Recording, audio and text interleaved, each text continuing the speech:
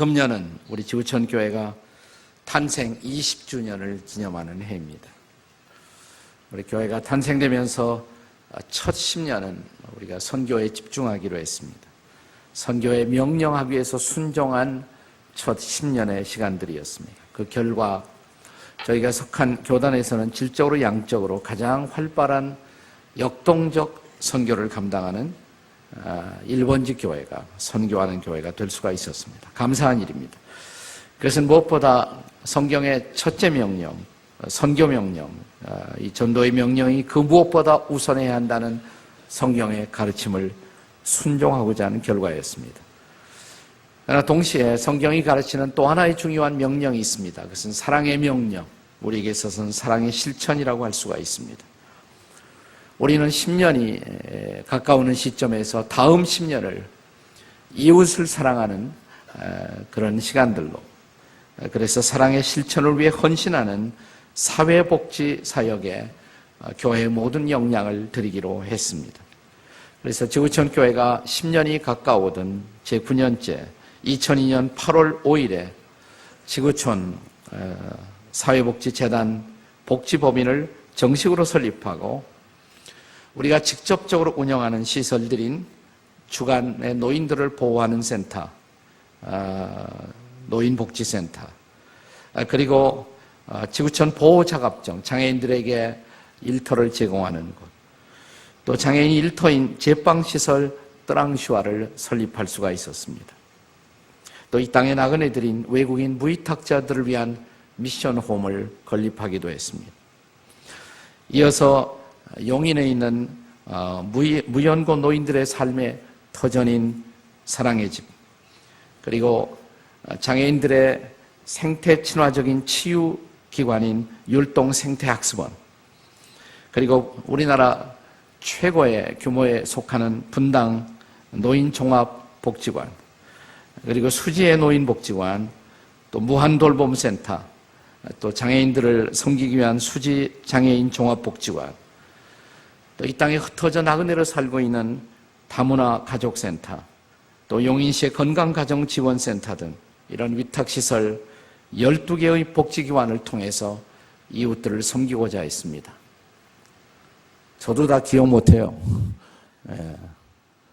우리가 이렇게 많은 일, 큰 일을 하자 이런 의도로 시작한 것이 아니고 단순한 마음, 이웃들을 사랑하고 끌어안고 섬기려는 목장에서의 노력이 하나하나 결실을 맺으면서 어느새 돌아보니까 12개의 기관을 이렇게 섬기는 그런 공동체가 되었습니다. 아마 한국교회로서는 몇 손가락 안에 드는 사회봉사에 헌신한 대표적인 공동체가 될 수가 있었습니다.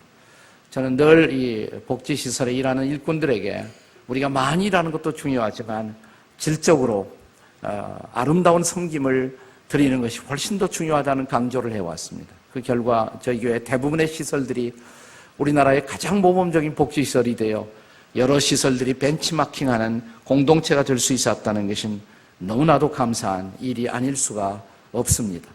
여러분들이 자랑스러워해도 좋을 그러한 사랑의 헌신의 지난 10년의 세월에 걸음을 걸어왔습니다.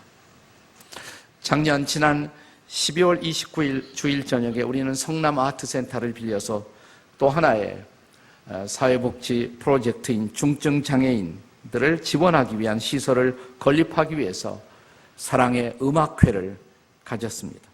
이때 지구촌교회 음악인들, 주은의 찬양단, 또 비전 오케스트라, 또 비전 코랄팀이 소위 재능 기부를 했습니다.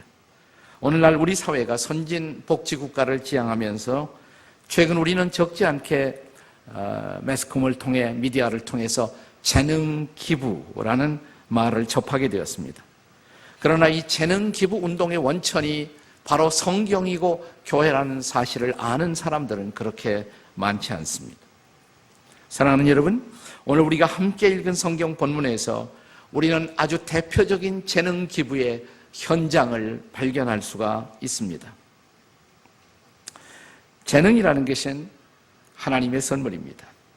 그러나 이 재능이 궁극적으로 하나님의 나라를 위해 쓰여지도록 허락된 하나님의 선물임을 기억할 필요가 있습니다. 새롭게 열려진 한 해, 아니, 우리 인생에 남아있는 날들이 어떻게 우리에게 주어진 재능을 통해서 아름답게 하나님 나라에 사용될 것인가를 생각해 보는 시점입니다. 그렇다면 우리는 이 재능에 대한 성경적 관점을 먼저 확립할 필요가 있을 것입니다. 재능, 탤런트, 어떤 의미에서 하나님의 선물일 수가 있을까요? 첫째로 자연적 재능도 성령께서 허락하신 선물이다. 이 사실을 기억할 필요가 있습니다. 오늘날 한국 교회 내에서는 소위 재능이나 은사를 둘러싼 이원론적 견해가 많이 이렇게 존재하고 가르쳐지고 있습니다. 우리가 전도를 하다든지 혹은 아픈 사람을 위한 치유 기도를 할 때 사용되는 은사, 그런 은사는 성령을 통해서 주어진 것이지만 음악이라든지 미술 혹은 체육, 애슬리트 이런 것들은 성령과 상관없이 그냥 자연적으로 타고나는 재능으로만 이해하는 그런 경향이 있습니다. 오늘 우리가 함께 읽었던 성경 본문은 우리가 가진 소위 자연적 재능, natural talent, 이것도 실상은 성령을 통해서 주어진 선물임을 강조하고 있습니다.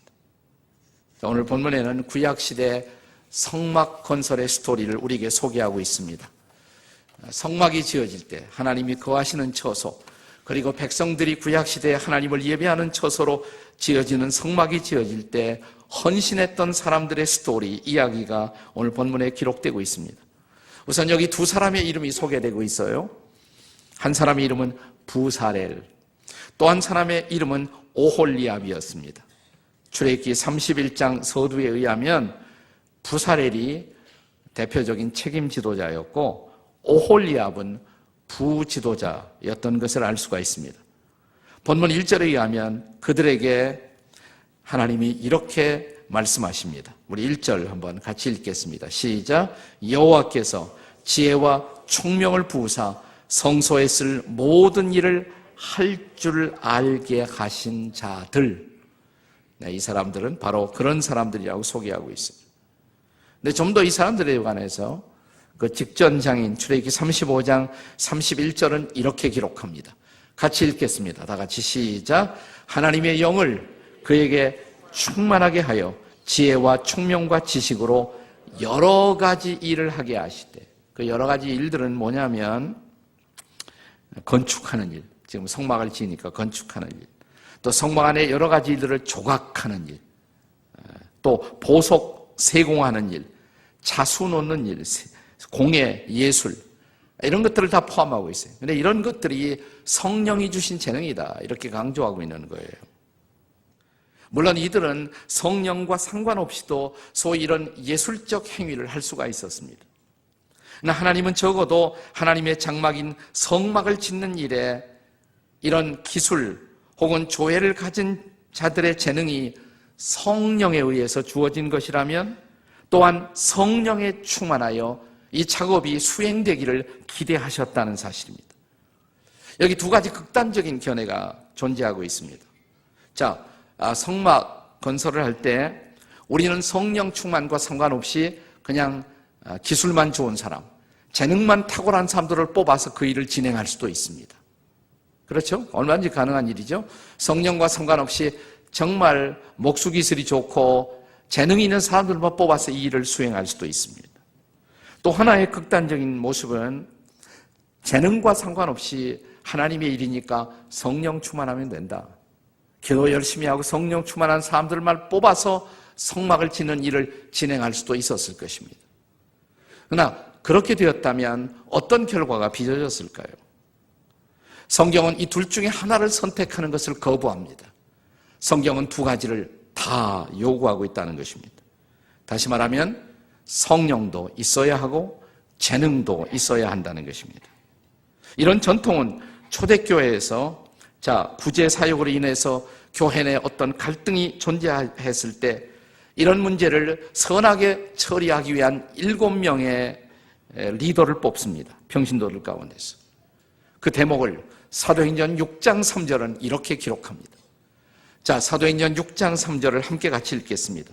시작. 형제들아, 너희 가운데서 성령과 지혜가 충만하여 칭찬 듣는 사람 7을 택하라.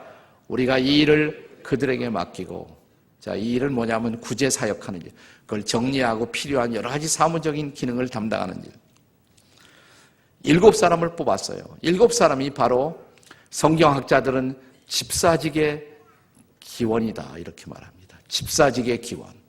그러니까 재직의 기원이, 오리진이 바로 여기에서부터 유래하고 있다는 것입니다.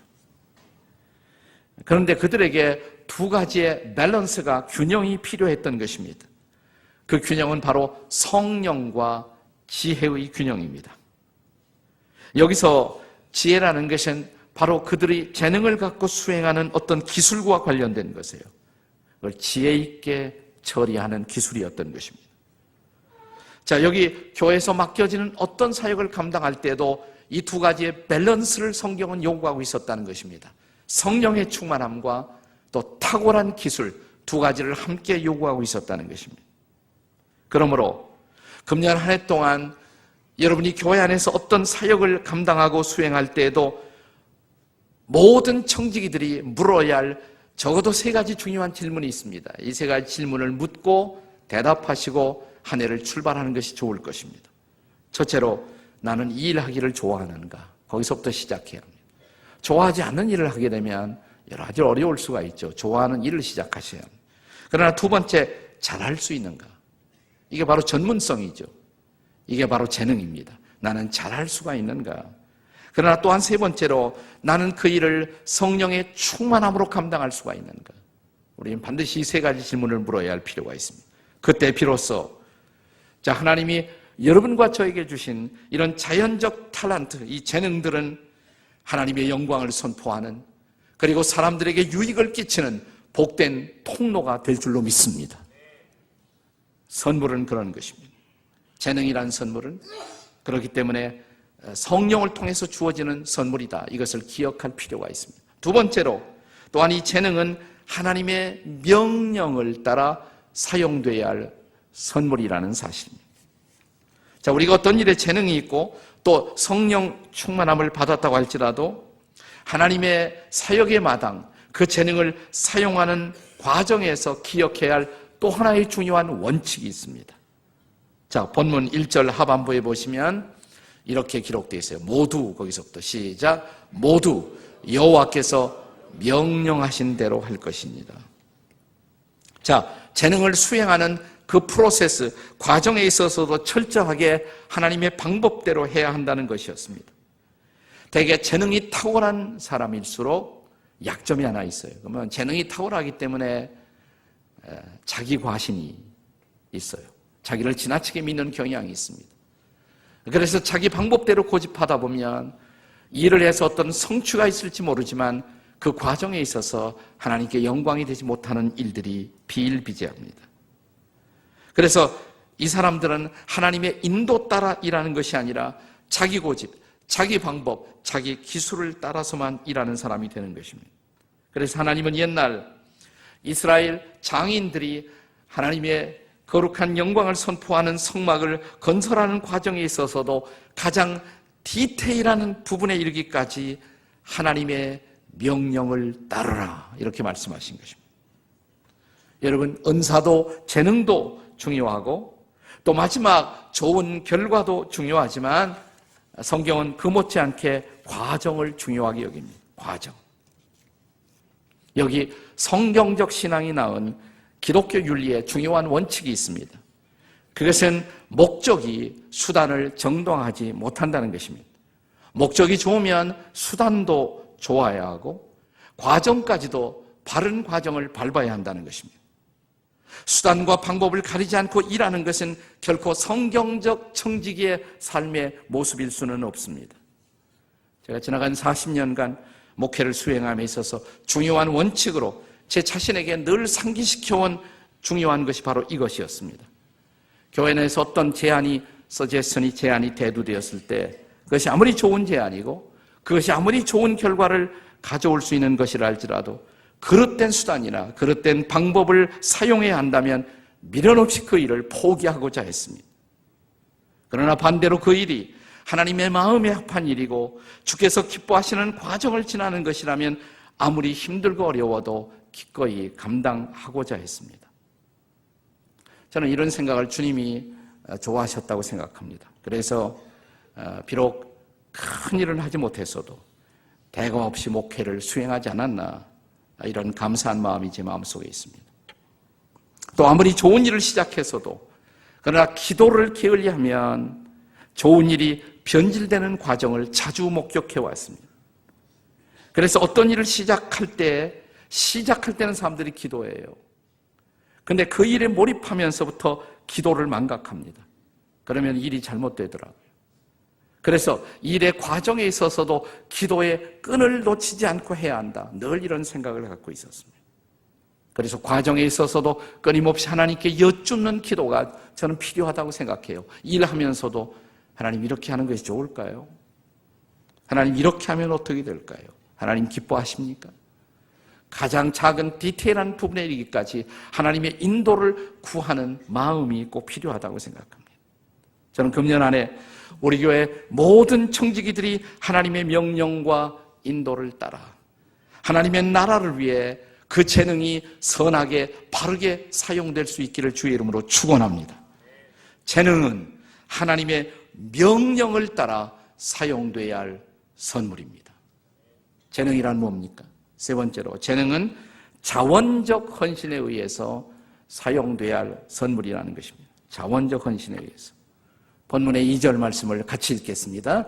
2절 다 함께 같이 읽습니다. 시작. 모세가 부사렐과 오홀레엽과 마음이 지혜로운 사람, 곧 그 마음에 여호와께로부터 지혜를 얻고 와서 그 일을 하려고 마음에 원하는 자를 모든 자를 부르매 그랬습니다. 여기 주목할 말씀이 뭐냐면 마음에 원하는 자를 부르셨다. 주님이 강제로 부를 수도 있어요. 근데 그렇게 부르시지 않아요. 마음에 원하는 사람을 부르셨다는 것입니다. 자원하는 사람을 부르셨다 이 말이에요. 자원하는 사람들의 헌신을 통해서 성막이 세워지기를 하나님은 기대하신 것입니다. 그리고 이어서 그 성막에 필요한 그 재원도 다시 백성들의 자원하는 예물로 사용되기를 원하셨습니다. 3절 보세요. 본문의 3절 다 같이 읽겠습니다. 시작. 그들이 이스라엘 자손의 성소의 모든 것을 만들기 위하여 가져온 예물을 모세에게서 받으니라. 그러나 백성이 아침마다 자원하는 예물을 연하여 가져왔으므로, 그러니까 자원하는 예물에 의해서 그 일이 추진되었을 때 하나님이 기뻐하셨다는 것입니다. 주님이 제일 싫어하는 것은 뭐냐? 강요된 헌신이에요. 강요된 헌신. 그래서 이것은 신약시대 헌금 정신으로 이어지게 됩니다. 고린도후서 9장 7절에 헌금 정신을 가르치면서 바울은 이렇게 기록합니다. 같이 읽겠습니다. 시작. 각각 그 마음에 정한 대로 할 것이요 인색함으로나 억지로 하지 말지니 하나님은 즐겨내는 자를 사랑하시느니라. 바로 이런 정신 때문에 저는 우리 교회 탄생 초기부터 그때 한국교회 그때만 해도 그렇게 하는 교회가 거의 없었습니다. 이렇게 헌금 때 돌리지 않고 들어오면서 자발적으로 헌금함에다 헌금을 집어넣고 들어오는 시스템을 그때부터 마련하는 것입니다. 자원에 의해서 드려지는 헌금, 그래야 하나님이 기뻐 받으시지 않겠습니까? 그렇게 하니까 거는 것보다는 적어요, 사실. 거는 것보다는. 나는 마음에 걱정되는 것이 그 자원에 의한 것은 좋은데 그러다 보니까 헌금 안 하는 습관을 가르치는 것은 아닌가, 이런 반대로 염려하는 마음도 없지 않아 있어요. 근데 그렇게 걷지 않아도 스스로 한다. 이게 진짜 성숙한 교인들의 모습이고 또 성숙한 성도의 모습이 아니겠습니까? 사실 자원한다는 것이 최소로만 헌신한다. 이것을 의미하는 것은 아닙니다. 오히려 거꾸로 자원의 가치, 그 밸류를 아는 사람들에게 있어서 그것은 최대의 헌신, 최고의 헌신을 위한 모티브가 될 수가 있어야 한다는 것입니다. 왜냐하면 자원하는 마음은 왜 나오느냐? 감사하기 때문에. 너무 감사해서 스스로 하고 싶은 그런 자원 정신이 나오는 것이 아니에요? 고린도후서 9장 11절이 이런 초대교회 풍경을 우리에게 전해줍니다. 자, 고린도후서 9장 11절 다 같이 읽겠습니다. 시작. 너희가 모든 일에 넉넉하여 너그럽게 연보를 하면 그들이 우리로 말미암아 하나님께 감사하게 하는 것이라. 이 두 가지 단어가 강조되죠. 넉넉하여 너그럽게 연보했다. 그렇게 강제하지 않아도, 강요하지 않아도 넉넉하게 헌금을 드렸고 너그럽게 드렸고, 또 그래서 결과적으로 하나님께 감사를 돌릴 수가 있었다. 하나님이 기뻐 받으실 수가 있었다 이 말이죠.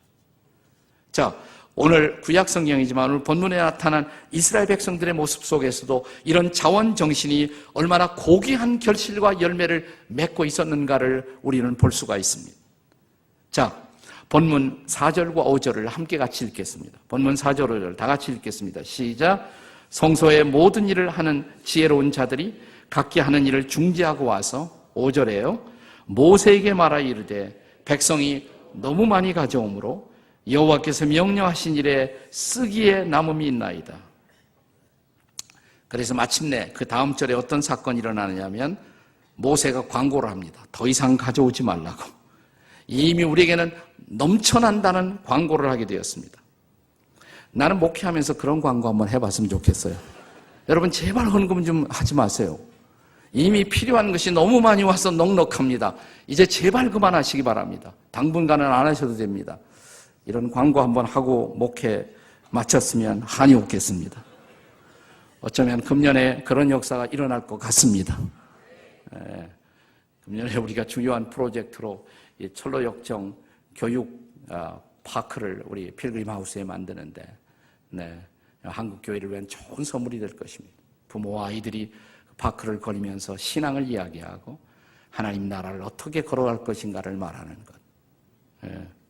그때 이제 그만하셔도 됩니다. 그 광고가 나오게 될 줄로 믿으시기 바랍니다.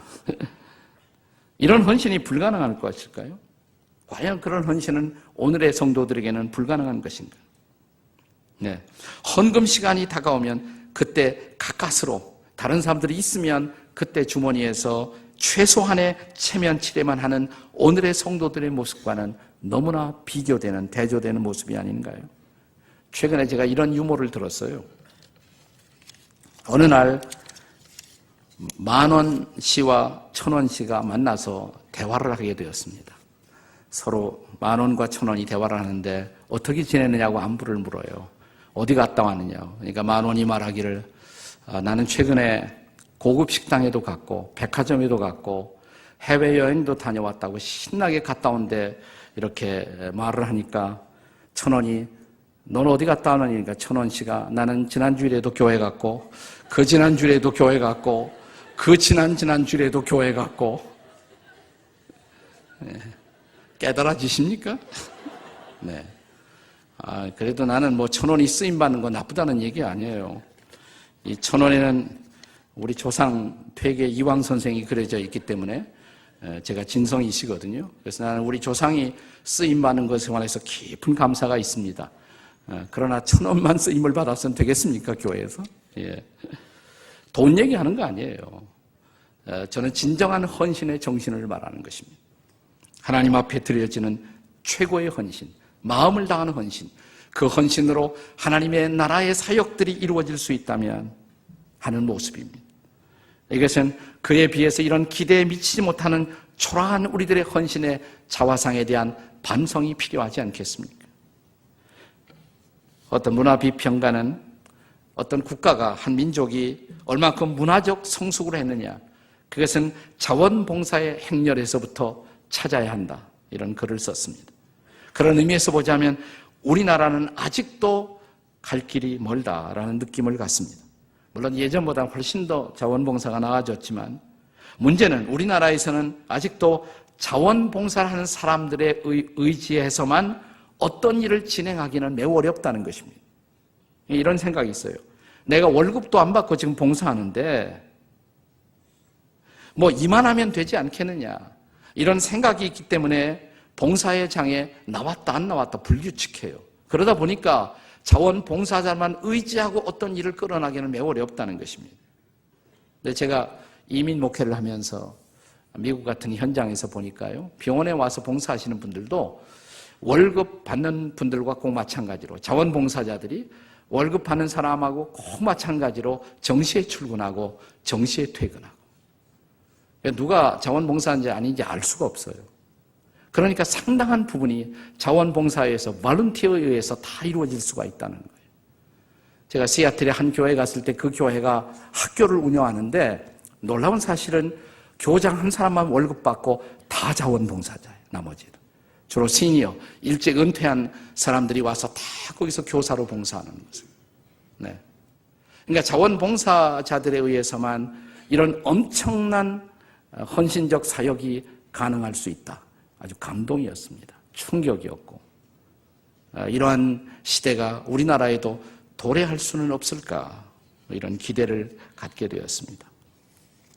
지나간 청교도 시대에 우리의 신앙의 선배들이 남겼던 고백이 다시 새롭게 생각이 납니다. 그들은 자주 이런 고백을 했습니다.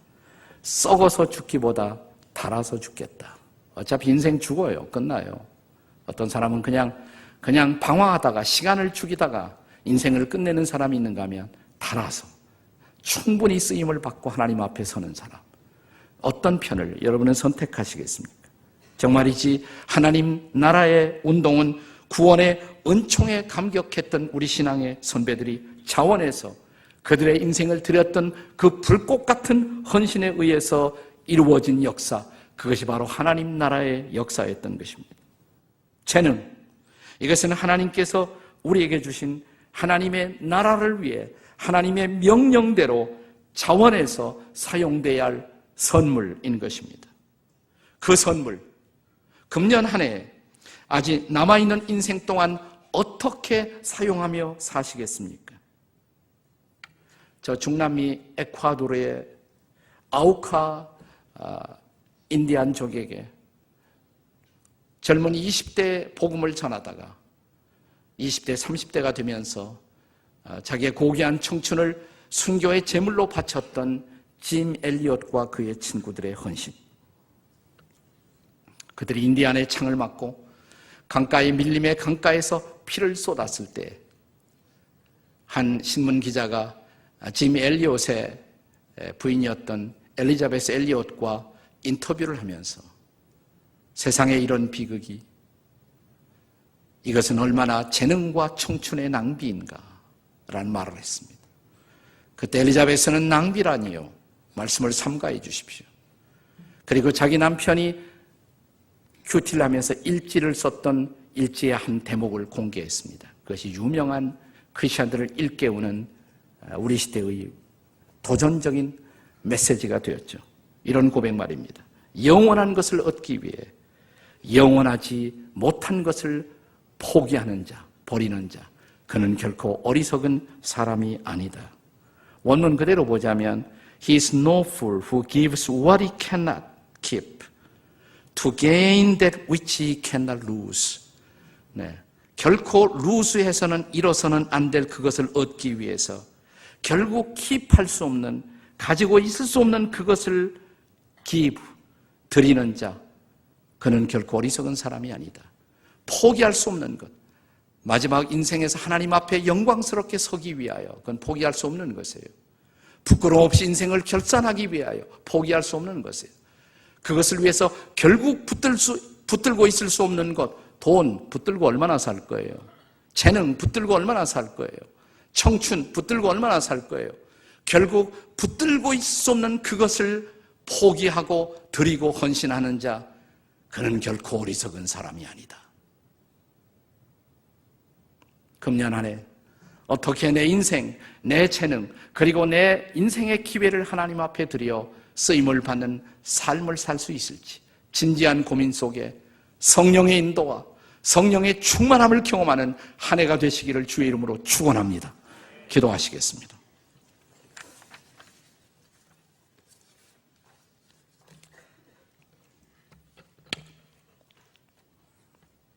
저는 지난 주간에 한 사나흘 장례하는 집에 계속 왔다 갔다 했습니다만 초상집에 가서 느끼는 거가 많습니다.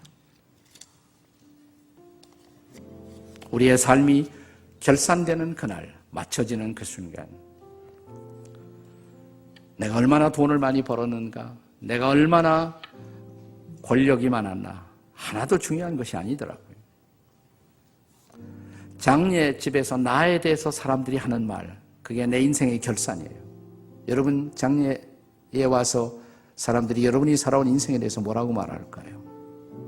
참 아까운 사람인데, 정말 귀한 사람인데, 우리에게 많은 것을 주었는데, 우리 소중한 것을 남긴 분인데 아쉬워하겠습니까?